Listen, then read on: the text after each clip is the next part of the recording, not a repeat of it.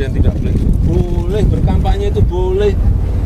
Presiden Joko Widodo menuai banyak kritikan usai memberikan pernyataan bahwa Presiden boleh memihak dalam Pilpres 2024.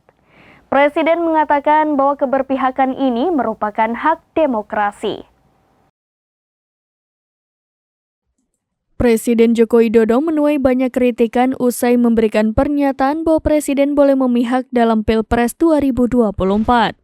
Presiden mengatakan keberpihakan itu merupakan hak demokrasi. Setelah melontarkan perkataan itu, ia menuai banyak kritikan dari berbagai pihak. Salah satu kritikan itu disampaikan oleh tim pemenangan nasional Ganjar Mahfud. Melalui juru bicaranya, TPN menyatakan sikap Jokowi dipakai untuk menjalankan nepotisme.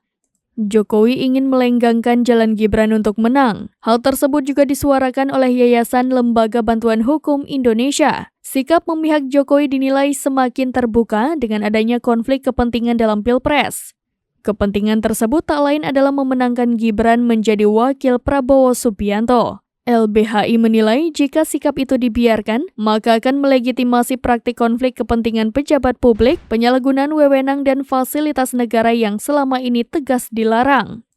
Jokowi dinilai menunjukkan sikap pengabaian terhadap aturan main demokrasi, khususnya aturan di dalam Undang-Undang Pemilu terkait pentingnya netralitas pejabat negara.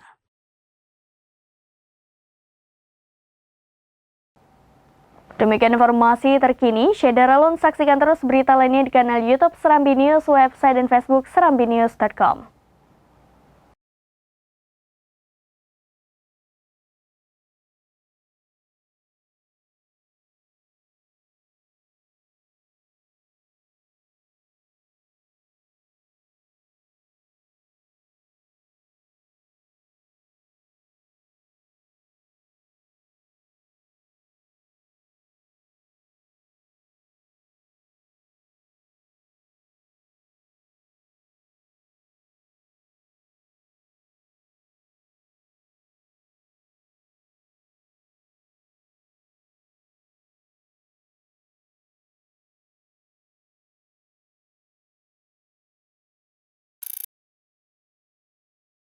Download Tribun X sekarang, menghadirkan lokal menjadi Indonesia.